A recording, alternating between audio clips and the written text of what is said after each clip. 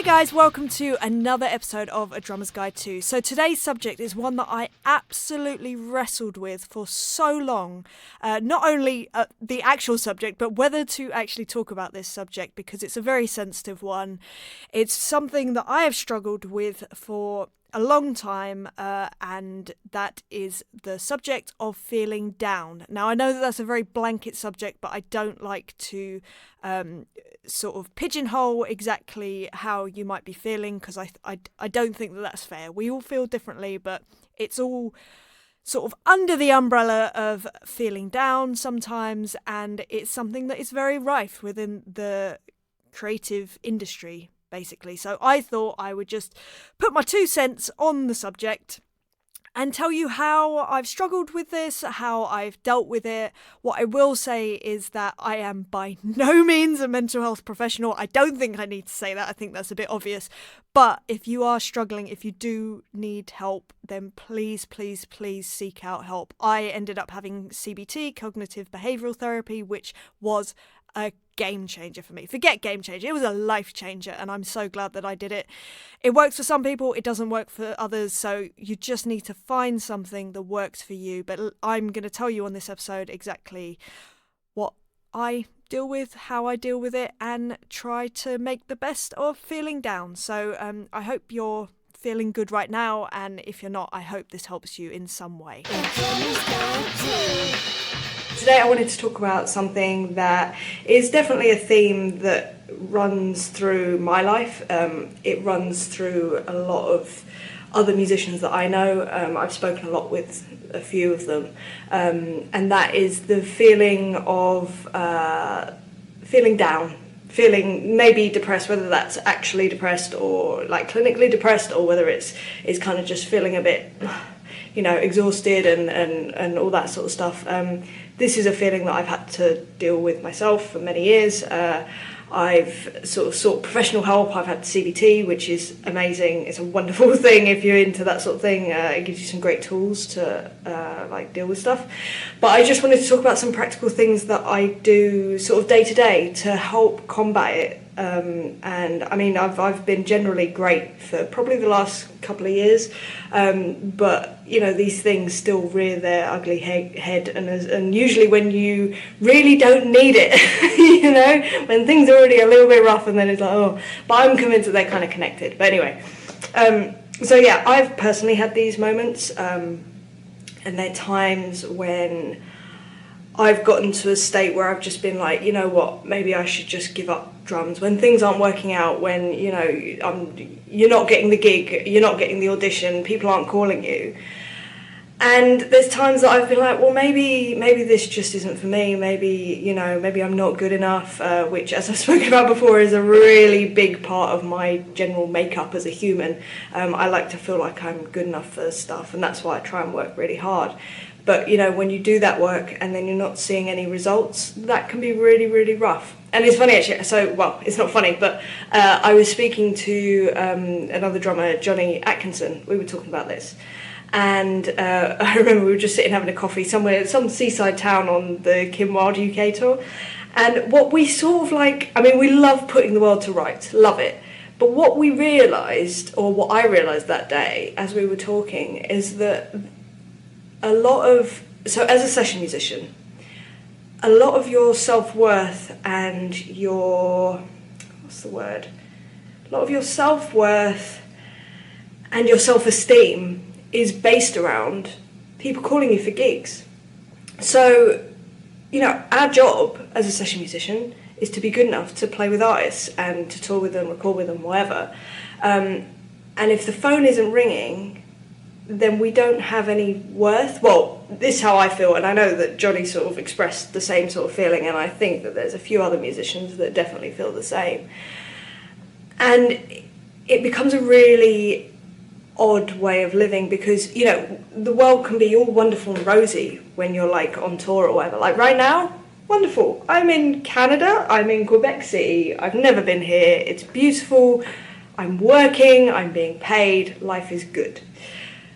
But, once that kind of tour bubble ends, however long it is, this stint I'm doing is 5 days, essentially. But say you're on tour for 2 months, You're in that tour bubble, it's all amazing, blah, blah, blah, blah, blah. The second you get back, it's like, oh, now what?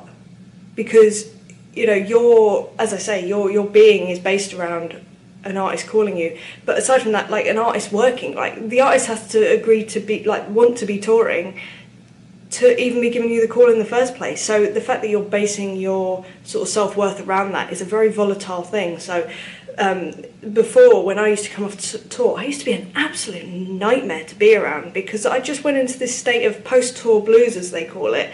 But it was essentially a state of depression, because it was just... It was like the rug had been taken from under you, even though you knew it was coming. But, you know, all the logicality in the world is wonderful in theory, but when you actually come down to it, it's like, oh, but I don't feel good. So I wanted to talk about some ways that I combat this feeling, because that's the other thing. If the phone doesn't ring for ages, you just start thinking, why am I doing this? Nobody wants me, so maybe I shouldn't be doing this. And I've had that many times, and it's really funny. It's always the moments that I feel like that, and I feel the closest to putting down the sticks, essentially. You know, I just push that tiny bit further, and then I'll get a phone call, and that has happened more than once. Like, I feel like it's no coincidence that things happen like that. So I wanted to talk about some ways that I sort of combat these things and these feelings, and, you know, I do still have them, a little bit less so now because of something I will explain.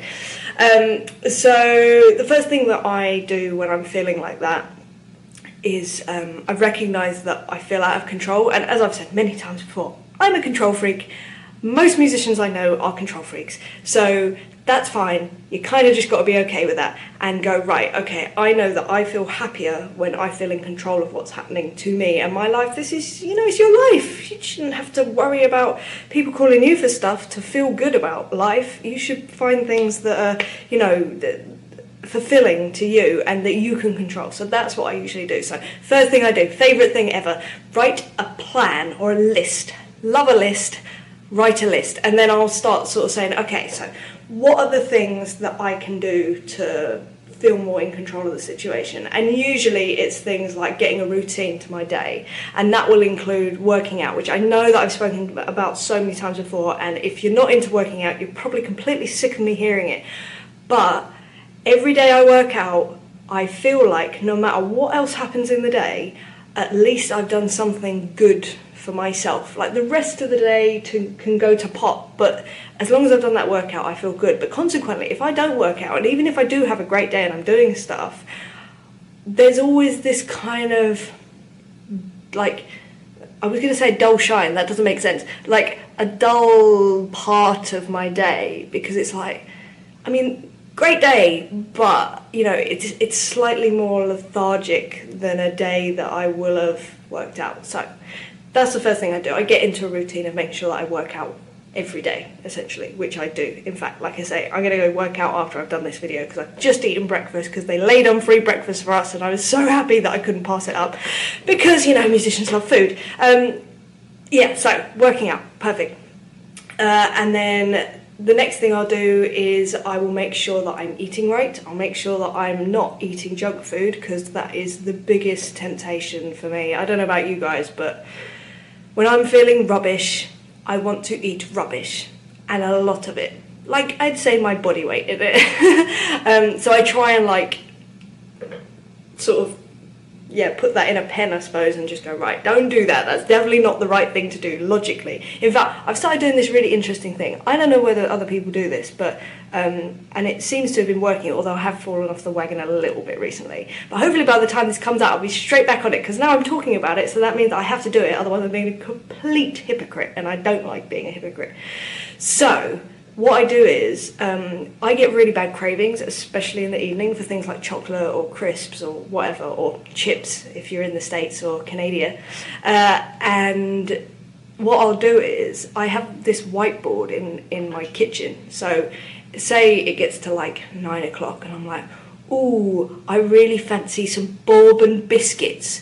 Then I'll sort of acknowledge that, and then I'll write it on the whiteboard. Okay, cool. So it's kind of like I'm logging it. All right. And by the end of the week, I basically choose a day a week, whether that's like a Sunday, or it depends on my schedule. Basically, when I can completely indulge. I go out to the shops and I just buy all the stuff that I was craving throughout the week, and then I just go to town. Just for that day, that one day, I can start from breakfast if I want to. I don't usually, but yeah, and then anyway, so I'm not sure why I'm talking about this. Oh yeah, eating healthily. Yeah, so that way you can kind of choose more healthy things, knowing that, okay, on the Sunday, whatever the day is, you know, you can completely indulge and just have one day of it. Because at the end of it, there's only so much you can eat in one day. But if you're eating that over the course of a week, you can eat a hell of a lot more. So anyway, it seems to be working for me so far. But like I say, I've fallen off the wagon a little bit. But in fact, I really have. I've been eating a lot of chocolate-covered cornflake clusters. Oh, they're so delicious. I'm one for texture as well. They're like the most perfect texture. Anyway, I need to stop talking about food. Okay, so back to this. So yeah, and it's almost like a reward as well for the week. So like eating healthily for the week, but it definitely makes a difference. Like just getting in the veg and the fruit and all that sort of stuff. It does make a difference. It's really annoying, and I know that it's totally like logical and like simple stuff, but so many people don't. I haven't done it. I didn't do it for years. Like I would sort of, but not properly. But now I'm sort of in a good place with it. So yeah, exercise. Know that you're eating healthily, like meal prepping and all that is really good for that. You can look all that up, I'm sure you know exactly what that is. And yeah, so that's what I'll do. Then I'll sort of like think about ways that I can be proactive about what I'm trying to do. So if it is just literally the session musician thing is your thing, you want to be back on the road, you want to be touring with other artists, great. Okay, so you know that that's your goal. I want another tour. So what I'll do is I'll send out emails to like friends of mine, to like any musician that I know, and just be like, just catch up, just generally catch up, and sort of say, oh, I've just come off this tour, you know, depending on the person. So either it would be just a general kind of, hey, how you doing, sort of top of mind thing. So so my drum teacher and many other people sort of say, you know, it's best to, if you're on people's minds, so that when the opportunity comes up that they are looking for a drummer for something, you're the last person they've thought of, so they'll be the first person that they think of to get someone in. So I'll do that, and then some other people, I'll just be really blunt with them, because like I know them really well. They've been very kind to me. I'll just be like, oh, I've just come off this tour, I'm feeling a bit, you know, so if you hear of anything, would you mind putting me forward? And you know, I've got some of the most wonderful, supportive, helpful, kind emails from people when I've come off tours, or I haven't sort of been on a tour for a while, and they will just sort of like write the most heartfelt things that are just really sort of basically saying, we all go through this, you know, it's fine, maybe try doing X, Y and Z, and you know, and I'll be thinking of you. If there is anything, I will be thinking of you. Perfect example is Jeff Dugmore, and the reason I'm mentioning him is twofold. One, because he's literally the first person that's come to my mind, because he's so kind and he's so like, he gives so much. He's so generous with his time and his experience, and I adore that man. The second reason that I'm mentioning about him, because he is actually the reason that I play with Tom Bailey from the Thompson Twins, because Jeff was the last drummer to play with him back in the 80s. And Tom rang him to do the tour 4 years ago, which he couldn't do because he was doing, this huge Japanese artist, I always forget his name. Anyway, he was busy doing that, and he put me forward for it. And so I'm eternally grateful for him for that, because, Jeff, he's a wonderful soul. Anyway, so I will email people like that, and I'll just be like, quite honestly, like, I'm freaking out. And then other things that I'll do, I'll make sure that I'm going to gigs, I'll make sure that I'm going to jams. Obviously, it's slightly different now because I have the studio, so I'll make sure that I'm like putting out videos of me playing or recording for people or whatever else. But back in the day, it would have been, just setting up a camera and a microphone, if that. In a rehearsal room and just recording myself and just sort of getting myself out there, basically. That's one thing that I know people sort of have things about social media, and I totally used to, if I'm honest. It's so good. It's so good for keeping in people's minds, even if it's just like the odd sort of random post. It's a really great way to just to keep up with people, see what everyone else is up to, you know. It's like there's so many gigs going on with so many incredible musicians. Even if you don't know them, just go to the gig, just get chatting to people. Even if it's just other audience members, chances are there's going to be musicians in the audience. There always are, and you can usually spot them because they're the ones that are staring at not the singer. So if you see someone staring at a guitarist just for ages, and it's not like, I don't know, Joe Bonamassa, I don't know why I said that name, it's such a random one. If they're staring at like the random guitarist on stage left who's kind of like the rhythm guitarist for ages, chances are they're probably a musician or they know them. And yeah, just go get chatting, just like, how you doing? You know, I chat so much rubbish to people, honestly. You wouldn't believe. If you were a fly on the wall with most of the conversations I have with people, I really start the most random conversations, but hey, it's fine, it's me. I have to embrace these things. So yeah, I find trying to be as proactive as you can about getting another phone call, about meeting more people, I find that is really useful. And again, it's something that for some reason was drilled into me as a kid. It was that thing of just be proactive, be proactive, be proactive. In fact, the person that really used to drive it home always, like so often, was Sharice's dad, Eddie. So anyone that doesn't know, Sharice is the drummer that I grew up with. We started playing drums on the same day when we were 11 years old, and yeah, I always remember her dad just being like, "You got to be proactive. You know, it's not going to come to you. Who are you to think that these things are just going to fall on your lap? You need to work for it. You need to get out there. You need people to know you." And you know, like I said, we were going to blues jams at like 11 years old, so it was always that kind of attitude of we could be doing more, we should be doing more. And I continue to have that sort of drilled into me. It's just part of my DNA now. Hence why I'm sort of like doing these videos. I mean, it's terrible. It's actually to my detriment sometimes because, as I said before, I can get quite overwhelmed and quite exhausted. Anyway, it's fine. I seem to be dealing with it. And sorry if I look a bit tired. It's fine. It's not the end of the world. Yeah, so that's another good thing to do, is sort of try and be as proactive as you can.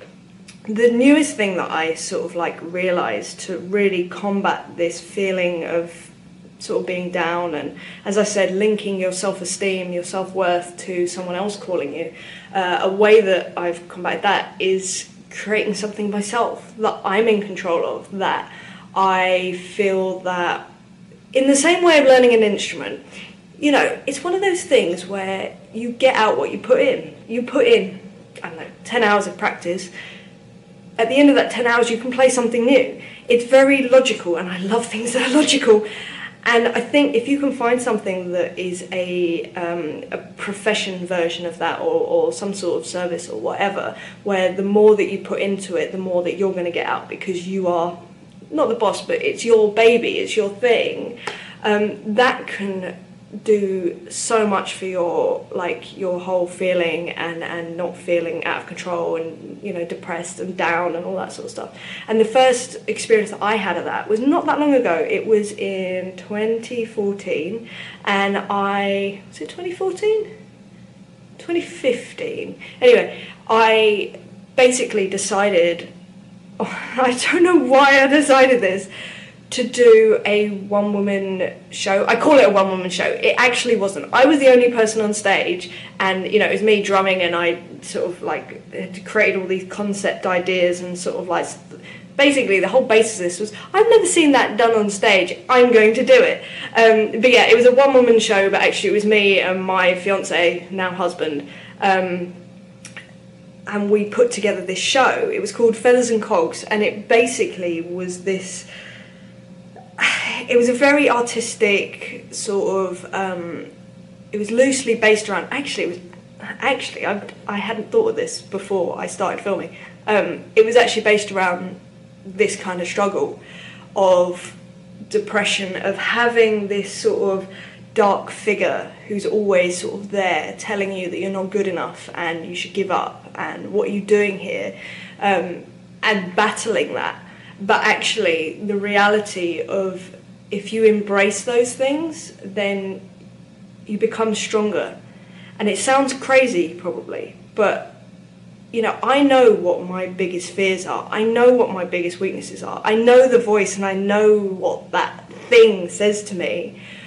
But then I end up using it to my advantage. You know, I use my biggest fears to motivate me and to make me work harder. So, yeah, like I said, I'm never really thought about it until literally just now. So yeah, that's what this show was about. And it was almost like a cathartic kind of thing of just letting it all out. And I felt very vulnerable. It was a lot of work. It was a year's worth of work. And it was, but we put together this show and we did it. And I've never felt more stressed in my life. I've also never felt more proud of something. And the performance that I did, it wasn't perfect, but then that's because I'm a perfectionist. I'm always going to see I'm always going to pick out the stuff. But it happened. People seemed to respond really well to it, and I just felt like a new sense of pride and a new sense of this is the way to go. Because it was mine, it was my baby. If I wanted to change something, I changed something. If I wanted to do something else, I'd do something else. And it wasn't a question of if or asking someone's permission. It was just finding out how and just doing it, just finding a way. So that was a massive lesson for me. That actually, and in that period, I never once felt down. I felt incredibly energized, incredibly motivated. I'd be up till like 3 a.m, like building these ideas and concepts, and then I'd be up again at like 6 to do more. And it was exhausting, but it was amazing. So anyway, that was my first sort of experience of that. However, once I'd done the show, I was so like emotionally drained from it. I was just like, okay, I feel like I need to leave that for a while, because to sort of embark on it again felt like it was going to like take a lot out of me. But from that, I sort of learned about this sort of feeling in control of something that's yours, that's your destiny. And then later on, I got the opportunity to build EmilyDrums.com, my remote recording drum studio, and it's been exactly the same since doing that. I love it. It's somewhere that I can put my energy into. If I'm feeling down, I can go, right, I can be proactive with this. I'm going to go and do stuff for EmilyDrums.com. I'm going to do videos. I'm going to contact people. I'm going to write blogs. I'm going to do, just whatever I can. I'm going to learn new skills. I'm going to, do the business side of stuff. And it's just something that, again, I put in the work and I see the results. And yet, there's no science to it, and sometimes you do a lot of work on one thing and nothing really comes of it, but you're always learning something, so that's fine. Like, even if it's learning that that's probably not the way to do things. But yeah, it's changed my life completely. So now, when I come off the road, I go straight into the studio, and that is my thing, that is my baby. That means that, I haven't had the post-tour blues for 2 years, essentially, because even on days off like today, I could just be mooching around and stuff, which is nice, or I could just be going to sleep, going to bed. I could do that, but I wouldn't feel like I've accomplished anything and gotten any further towards my life's goal, whatever that is. But now I sort of like have these things that I can put my energy into, and it's great, and I feel productive. And equally, these videos started because I wasn't feeling down about anything, but it came from a time that I was feeling really kind of like out of control, actually. And I thought, right, I need to focus on something where I'm giving back to people. And, I've always had it in my head about doing something to speak to, as I say, the kids that were my age when I sort of started playing drums in my formative years, and creating something for them that would give them some insight and some information and hopefully help their direction in where they wanted to go. Consequently, I mean, it's reached so many more people than that, because I've been getting the most amazing sort of comments and messages, and I've spoken to some wonderful people. Gosh, you guys are some wonderful people, I must say. So kind and so supportive and wonderful to each other. Forget about me, I'm out of the room, but yeah, to each other. And I love it. It makes me feel, it just makes me, it puts my faith in humanity, which I've never lost. I've always had that. In fact, I need to tell you, I don't know why I'm telling you this, but I'm going to tell you this. So when I was about, I think I must have been about 4, maybe a bit older. So I had this great Aunt Mary. She was a Geordie lass. She was from Newcastle. And she used to tell me, well, I say she used to tell me, she once told me, and I remember it so well, she said, Emily, you need to see the good in everyone. I don't care if, they might be in jail, you need to find the good in everyone. You need to just see it, because everyone has good in them. Everyone has good in them. And I just, for some reason, that's always stuck with me. It's always in the back of my head. And it's really amazing because these videos really show how wonderful people are to each other. And so it makes me really happy. So yeah, I'm kind of saying thank you to you guys. You're kind of awesome. So anyway, yeah, so I think that that's a really good way to deal with feeling down, is to find something that you feel that you can put your energy into personally, that can be yours, that you can be your baby, that you see the input and the output. Yeah, but of course, you know, there's no science to it. It is tough. I kind of just wanted to do this video mainly to say that everyone goes through these things, especially creative people, I should say. I don't know why. I'm no scientist. I have no clue. But all I know is that it's something that I see in a lot of my musician friends, artist friends. We all do go through it. Not a lot of us speak about it, but those are the ways that have helped me. And like I said, I've been at the point of literally putting down my sticks. Like, you know, I may have had someone there to talk me around and just say, look, you just can't do that. But a lot of the time I'm just by myself in a room just going, I'm just exhausted. You know, I'm done. I don't want to do this anymore. But then there's something in me that just goes, just push just a little bit further. And it's really funny because what I've started thinking recently is when things do feel hard and you're not sure if it's the right thing to do, whatever, what I always like to think is, okay, there are many people that have felt like this right now in this moment. The difference between the people that are going to be getting to where they want to go and not is the person that just pushes that little bit further. And I always want to be that person that's pushing that little bit further. So if you feel like that, just think, right, there's lots of people feeling like this. I just need to push. And at the end of the day, I think in anything in life, persistence is so essential. I think persistence and momentum. I think if you're able to just say yes to tons of stuff, you'll be tired, you'll be busy, it will be crazy. But the momentum is kind of... it's a really incredible thing to get things going. And like I say, persistence is everything. Literally, the reason that I'm here, the reason that I am in Quebec City right now is because I just have never given up. Because I've always had that one little glimmer, even in the worst times, that's gone, but you just got to keep going. And, you know, okay, you ready for the cheese? Oh yeah, what is it they say about that? Like pressure with the diamond? Like, how diamonds are created, the pressure. But you have to go through that to create the diamond. I know that's cheesy, and it's probably like completely not right. What's the word for that? Like scientifically, it's probably completely wrong. But anyway, I just keep thinking that, right, I'm gonna be one of the few percentage of people that does keep pushing, and who knows where you'll end up. You know, I've ended up in some very odd situations because I've just gone, okay, I'm gonna go do this. But anyway, like I say, I just wanted to put this out there because if you are going through this or have been going through this, I mean, the reason that I've done this video really is because I got a question on one of my Facebook Lives from a great drummer called Adam Stanley from the UK. If you want to go check him out, he's really, really cool.